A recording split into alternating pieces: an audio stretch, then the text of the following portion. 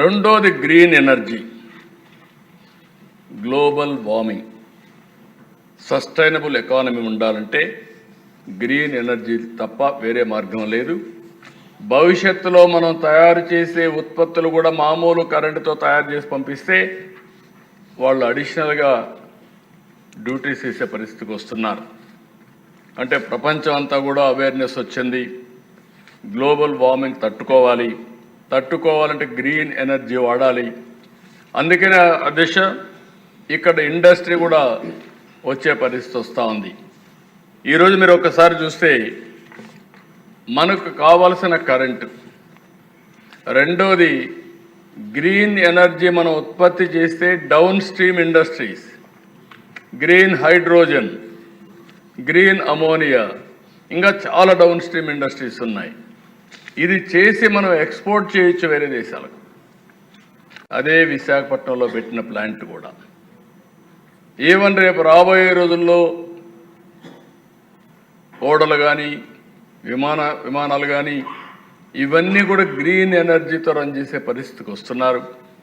ప్రపంచం అంతా కూడా ట్రాన్స్ఫర్మ్ అయ్యే పరిస్థితి వస్తుంది. అవి రావాలంటే ఇప్పటికే మీరు చూస్తే మొన్నే ప్రధానమంత్రి గారు ఎన్టీపీసీ మన జెన్కోతో కలిసి ఒక జాయింట్ వెంచర్ చేశాం.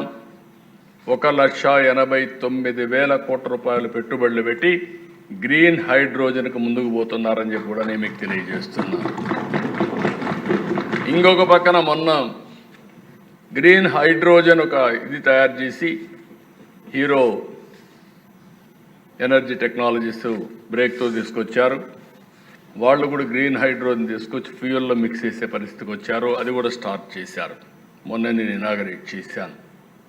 ఇంకో పక్కన గ్రీన్ కో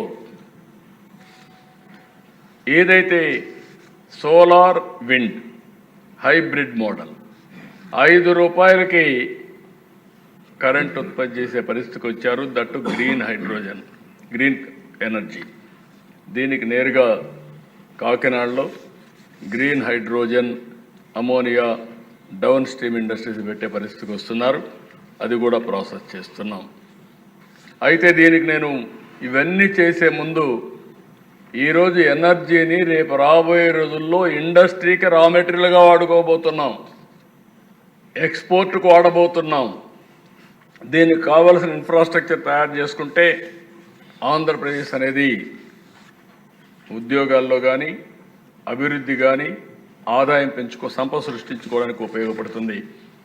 ప్రధానమంత్రి గారు ఒక ప్రోగ్రాం ఇచ్చారు. 500 గిగావాట్లు గ్రీన్ ఎనర్జీ ప్రొడ్యూస్ చేస్తామన్నారు. దాంట్లో మనం తీసుకునేది 160 గిగావాట్స్ పవర్ మనం ఉత్పత్తి చేస్తామని చెప్పాం. మోర్ దెన్ 30% మనం తయారు చేయబోతున్నాం. ఆంధ్రప్రదేశ్ రాష్ట్రం 5 సంవత్సరాలు ఒక టార్గెట్ పెట్టుకొని ముందుకు పోయాం.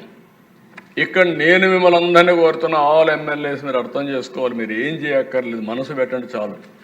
మీరు మనసు కూడా పెట్టకపోతే మీరు ప్రజలకు న్యాయం చేసేట్టు కాదు. అందుకే అధ్యక్ష పిఎం సూర్యగర్ మీకు కూడా వర్తిస్తుంది, డిప్యూటీ స్పీకర్ గారికి కూడా, చైర్మన్కి. PM Suryaghar, Muft Bijli Yojana, PMSGMBY. దీని కింద ప్రతి ఒక్కరు ఇంట్లో కరెంట్ ఉత్పత్తి చేసుకునే పరిస్థితి వస్తుంది. నేను ఎన్నికల ముందు ఒక మాట చెప్పాను, డెమోక్రటైజేషన్ ఆఫ్ పవర్ జనరేషన్ని. ప్రొజ్యూమర్ కొత్త వర్డ్ ఒకటి చెప్పాను అప్పట్లో, అంటే ప్రొడ్యూసర్ కమ్ కన్జ్యూమర్. మా గ్రిడ్ యాక్ట్ చేసేది ఫెసిలిటేటర్గా యాక్ట్ చేస్తుంది. నీ దగ్గర కరెంట్ ఎక్కువ ఉంది, మీరు ఇస్తారు, వేరే వాళ్ళకి ఇస్తాం. మీ దగ్గర కరెంట్ లేదు, మీకు ఎప్పుడు కావాలప్పుడు మళ్ళీ ఇస్తాం. ఈ స్వాపింగ్ కూడా పెట్టుకుంటాం అనే కార్యక్రమానికి శ్రీకారం చుట్టాం.